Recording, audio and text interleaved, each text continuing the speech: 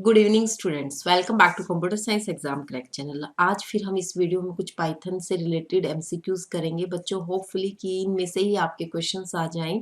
Already मैं एक video कल अपलोड कर दी थी मैंने। आई होप कि आपको पसंद आ रही है और अच्छा रिस्पॉन्स आ रहा है बच्चों। तो अब मैंने सोचा कि अब आपके पास बहुत ज़्यादा टाइम नहीं है, इसलिए हम क्या करेंगे कि कुछ जो सिलेक्टेड क्वेश्चंस जो पूछे जा सकते हैं उनके बारे में हम डिस्कस करेंगे। और बच्चों जितनी आपकी प्रिपरेशन हो गई है वहां तक ही आप पढ़ना। जितने भी मैं वीडियोस कंप्यूटर साइंस के डाल चुकी हूँ, एक मैं प्लेलिस्ट भी कंप्लीट डाल दूंगी इस वीडियो के डिस्क्रिप्शन बॉक्स में, पूरा जो एसएससी के लिए है। तो सिर्फ आप इन वीडियोस को ही बार बार देखना बच्चों।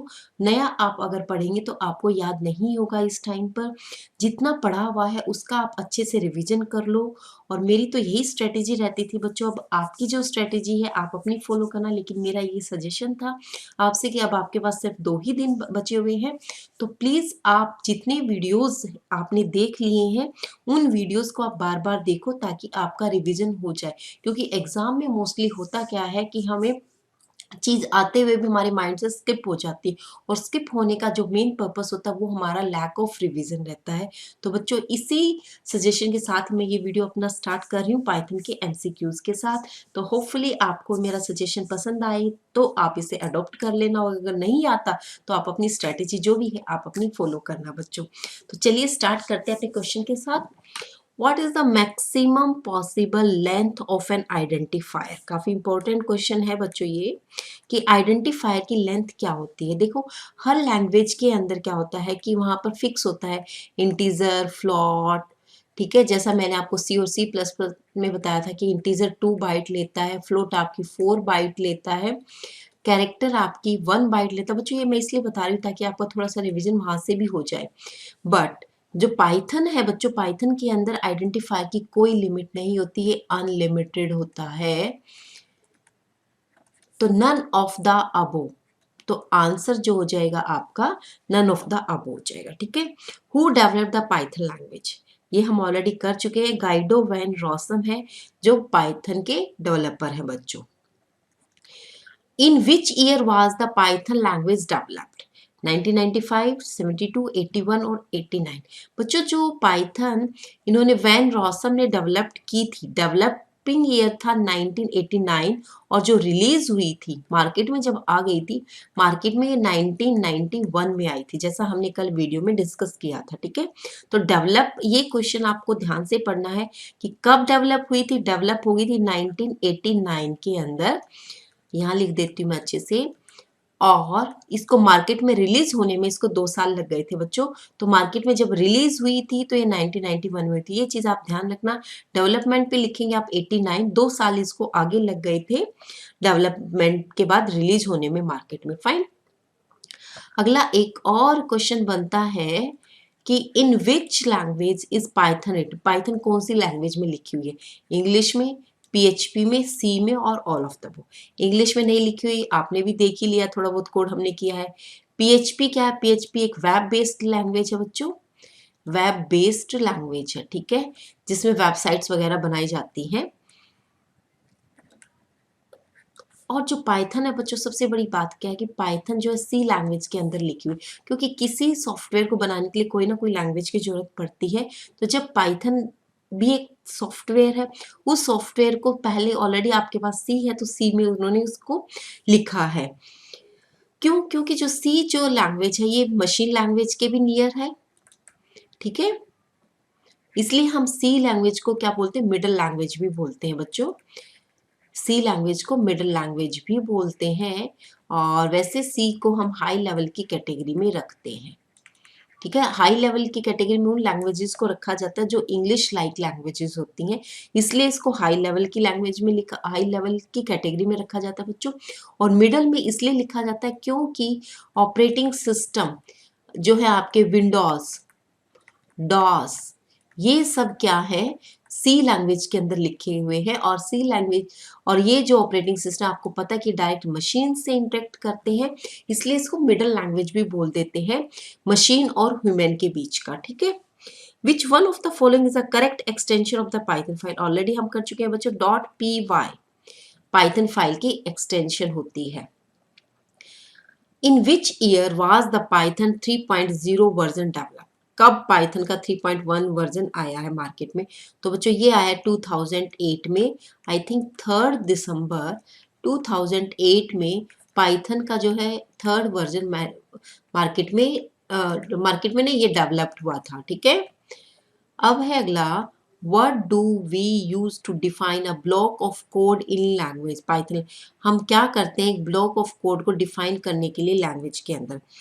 की काफी इंपॉर्टेंट है बच्चों, ये क्वेश्चन जो है बाकी लैंग्वेजेस से अलग है, बताती हूँ कैसे है। की, ब्रैकेट, आइडेंटेशन और नन ऑफ दिस। बच्चों इसमें क्या होता है, ब्लॉक ऑफ कोड को आप आइडेंटेशन से लिखते हैं। आइडेंटेशन का मतलब क्या होता है कि यहाँ पर जैसे आपने लिखा यहाँ पे प्रिंट, कोई चीज यहाँ पे लिख दी आपने, फिर लिखा आपने A underscore A equal to 10, ठीक है, अंडरस्कोर बी इक्वल टू 20, ठीक है, 20.20। तो ये जो है आपको यहाँ पर ये ब्रैकेट लगाने की जरूरत नहीं होती पाइथन में। पाइथन में आपको ब्रैकेट्स के बिना ही इंडेंटेशन पे काम करना होता है। इंडेंटेशन का मतलब क्या होता है, एक बार मैं आपको बताऊं, जैसे आपने यहाँ पे इफ स्टेटमेंट डाली, यहाँ पे कोई कंडीशन डाल दी, उसके बाद सी और सी प्लस प्लस में तो हम क्या करते हैं, ब्रैकेट लगाते हैं। ब्रैकेट लगाने का मतलब क्या होता है कि ये जो स्टेटमेंट्स होंगी वो इफ के अंडर आएंगी। बट पाइथन के अंदर, ये सी लैंग्वेज है बच्चों, बट पाइथन के अंदर क्या होता है, यहाँ मैं अलग से लिख देती हूँ।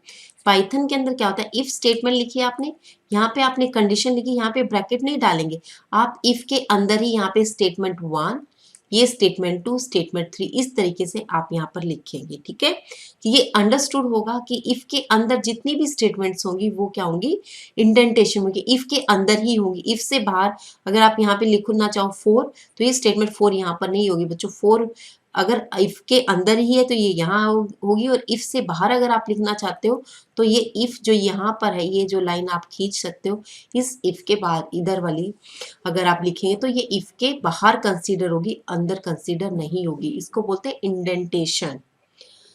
काफी इंपॉर्टेंट क्वेश्चन है, इसका ध्यान रखना बच्चों। इंडेंटेशन होती है ब्लॉक ऑफ कोड को लिखने के लिए, यहाँ पे ब्रैकेट्स यूज नहीं होती है, बाकी लैंग्वेज में करली ब्रैकेट यूज होती हैं। ठीक है, in which character is used in python to make a single line comment? Single line comment करने के लिए क्या यूज होता है बच्चों, ये भी इंपॉर्टेंट है, ये भी हम ऑलरेडी डिस्कस कर चुके हैं।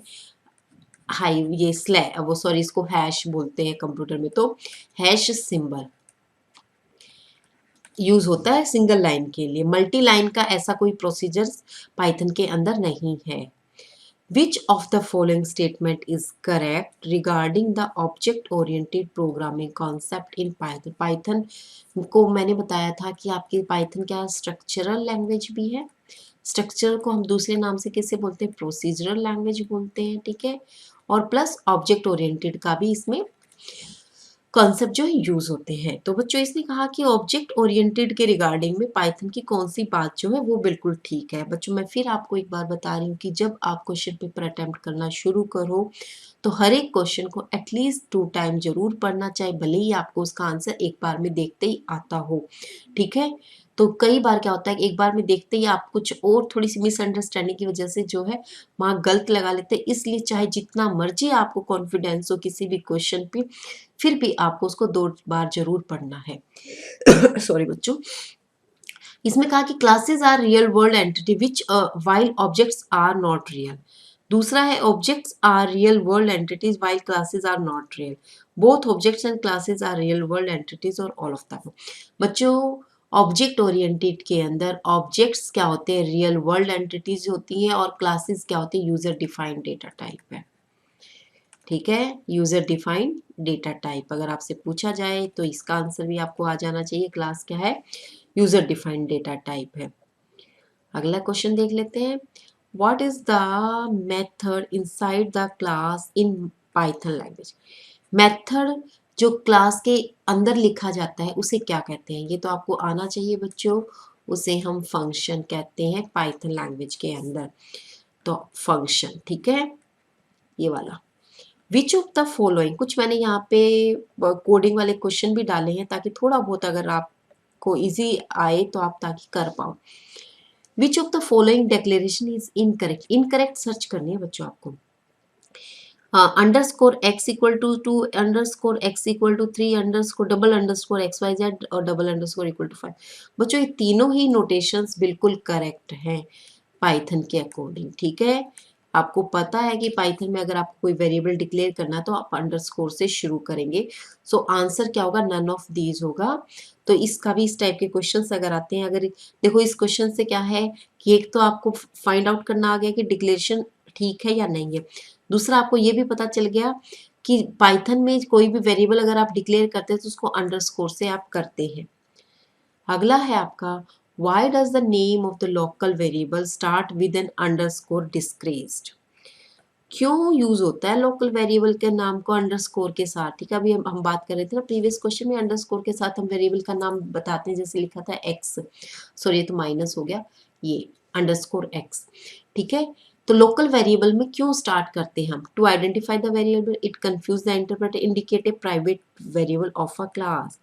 लोकल वेरिएबल है बच्चों, वो प्राइवेट होगा। ठीक है, थोड़ा सा आप आइडिया लगाकर चलना, लोकल मतलब प्राइवेट और ग्लोबल मतलब पब्लिक।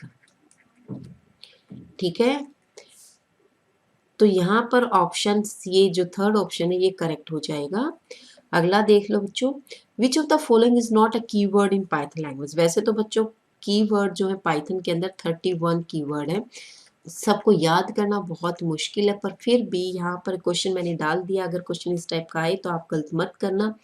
एक वेल, रेज, ट्राई और विथ। तो बच्चों इसमें विच of the following is not a keyword in Python language? तो बच्चों वेल जो है कीवर्ड पाइथन के अंदर नहीं है। yes student, this is our next question.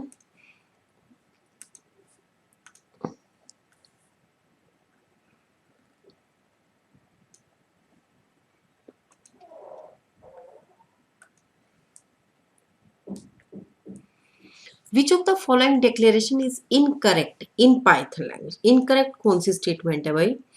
XYZP coma लगा दिया यहाँ पे।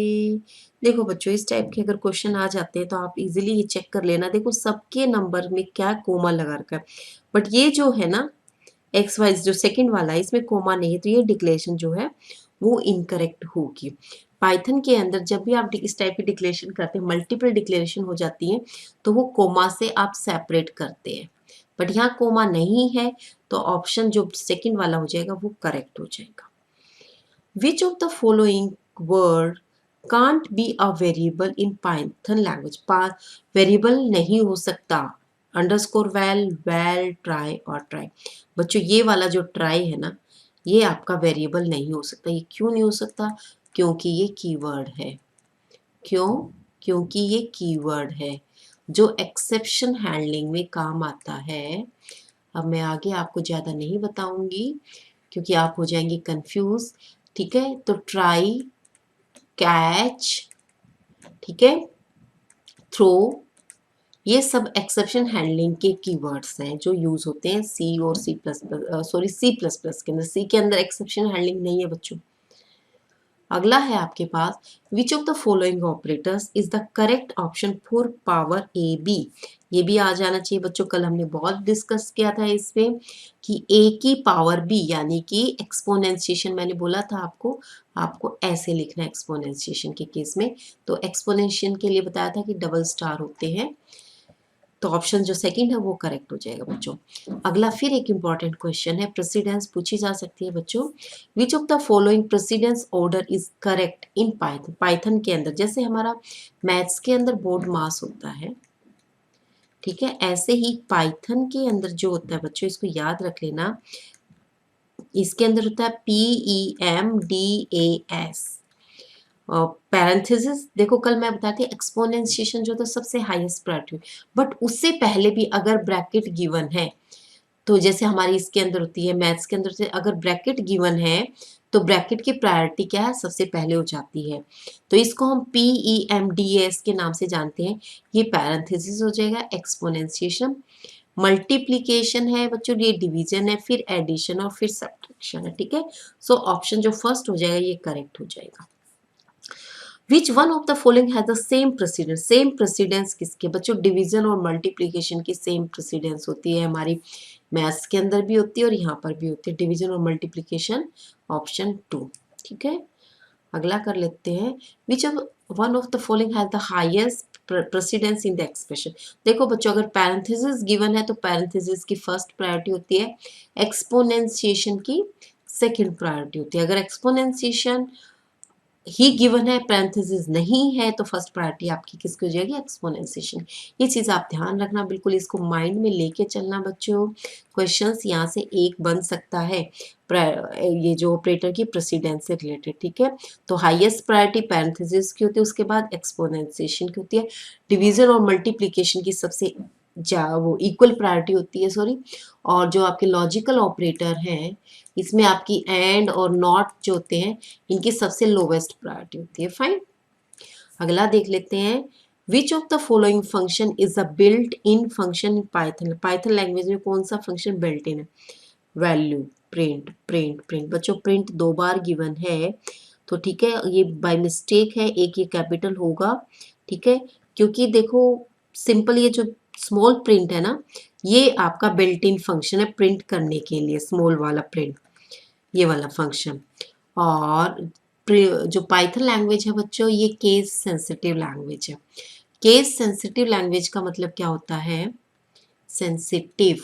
ठीक है, केस सेंसिटिव लैंग्वेज का मतलब क्या होता है कि यहाँ पे जो कैपिटल और स्मॉल पी का अलग अलग डिफरेंस है। ठीक है, अगर यहाँ पे आप प्रिंट लगाते हो और अपने पर्पस के लिए आप ये कैपिटल पी कर देते हो, ये अलग अलग कंसीडर होंगे, ये सेम कंसीडर नहीं होंगे बच्चों, ध्यान रखना इस चीज का। केस सेंसिटिव है पाइथन लैंग्वेज, क्वेश्चन यहाँ से राइज हो सकता है। अगला है आपका, स्टडी द फॉलोइंग फंक्शन। आपने पढ़ लिया, राउंड करना 4.576 हो, व्हाट विल बी द, ये मैथ्स की तरह है बच्चों, इसको तो आप कर ही लोगे कि पॉइंट के बाद अगर 5 है तो इधर आपका एक ऐड हो जाएगा, तो ये हो जाएगा 5। अगला देख लेते हो, विच of the following is correctly evaluated for this function. Yes, ये इंपॉर्टेंट है बच्चों, पावर एक्स वाई जेड, तो x exponentiation y divided by z, exponential x divided by y multiply z, x exponentiation y remainder z, और ये वाला बच्चों। तो ये क्वेश्चन का जो है आपका सी पार्ट, एक सॉरी x एक्सपोनेंशिएशन y और मोड्यूलो बच्चों z, ये होगा करेक्ट। ठीक है, ध्यान रखना है इस चीज का भी। अगला देख लेते हैं, study the following function.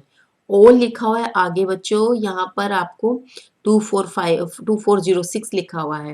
What will be the output of this function, इस आउटपुट जो इस फंक्शन की आउटपुट आएगी बच्चों, ये आएगी फॉल्स। फॉल्स क्यों आएगी, क्योंकि यहाँ पर 0 है सेट के अंदर, और अगर सेट के अंदर यहाँ पे 0 है, तो अगर कहीं पर भी अगर 0 है तो वो सबको 0 बना देगा, तो इसलिए वैल्यू आ जाएगी फॉल्स। अगर 0 नहीं है होता तो यहाँ पे ट्रू वैल्यू आती। ठीक है, 0 से आप आइडेंटिफाई कर पाते हो इस टाइप का।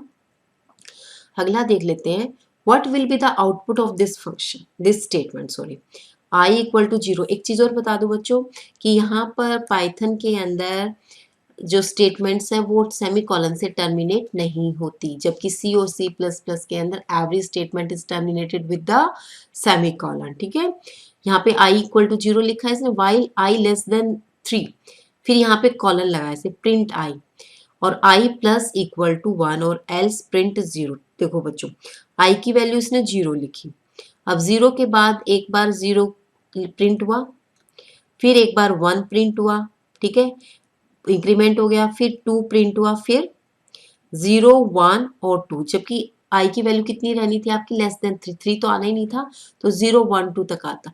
यहाँ पर अगर वो इक्वल भी लगा देता ना, इक्वल लगा देता तो आप 3 को इंक्लूड कर देते, बट इक्वल इसने नहीं लगाया, तो 3 से कम ही रहनी है, इसलिए 0 1 2 जो है आपका आंसर हो जाएगा थर्ड वाला ऑप्शन। अगला देख लो बच्चों, study the following program, D equal to 0 1। पहले तो ये बताओ कि ये कौन सी डेटा टाइप है। ये जो डेटा टाइप है बच्चों, ये मैपिंग की है। ठीक है, मैपिंग के अंदर हमने डिक्शनरी पढ़ा था, और डिक्शनरी के अंदर इस तरीके से हम रिप्रेजेंट करते हैं। और डिक्शनरी किस पे बेस होती है बच्चों, हैश टेबल पे बेस होती है। क्वेश्चन अपना याद करना। तो यहाँ पर जो for I in D print I, what will be the output of this. इसकी आउटपुट क्या होगी बच्चों? आउटपुट तो सीधी है, यहाँ पे 0 हो जाएगी। आई इन डी, ठीक है, आई बताना है आपको, आई की वैल्यू क्या थी, और 1 और 2, ठीक है, वो 0 1 और 2 आ जाएगा, ये वाला जो सेकंड ऑप्शन है। आई मतलब इंटीजर वैल्यू के लिए बोल रहा है ये। अगला देख लो आपका लास्ट क्वेश्चन है बच्चों, विच of the following option is not a code data type in the Python language? Dictionary, list, class और ऑल ऑफ द अबव। बच्चों डिक्शनरी और लिस्ट तो ऑलरेडी आप कल कर चुके हो क्लास में। क्लास जो है, क्लास एक यूजर डिफाइंड डेटा टाइप है, पहले भी डिस्कस किया मैंने इसी वीडियो में, अब फिर बता रही हूँ, यूजर डिफाइंड डेटा टाइप है क्लास, ठीक है, ये बिल्ट इन टाइप नहीं है। कोर मतलब बिल्ट इन, जो लैंग्वेज अपने आप प्रोवाइड कराती है, ठीक है। डिक्शनरी आपने पढ़ा, लिस्ट आपने पढ़ा है, सो ऑप्शन जो थर्ड होगा क्लास, वो आपका करेक्ट होगा। ये थे बच्चों आज के क्वेश्चंस। उम्मीद करती हूँ कि इनमें से भी आपका एक आधा क्वेश्चन आ जाए, ताकि आपकी मेहनत रंग लाए बच्चों। और इसी के साथ ही ऑल द बेस्ट, और जो मैंने सजेशन दिया प्लीज़ आप उसको फॉलो करने की कोशिश कीजिएगा अगर आपको अच्छा लगता है, और वीडियो भी अगर पसंद आता है तो इसे लाइक शेयर कमेंट कीजिएगा। इसी तरीके से सपोर्ट करते रहिएगा बच्चों, आपका सपोर्ट मिलता रहेगा तो बहुत बड़ा मोटिवेशन रहेगा मेरे लिए, और मैं और भी ज़्यादा मेहनत करके आपके लिए अच्छे अच्छे वीडियोस लेकर आऊँगी। अब जो आपका एग्ज़ाम है ग्राम सचिव का, उसके लिए all the best to all of you बच्चों। Thank you very much.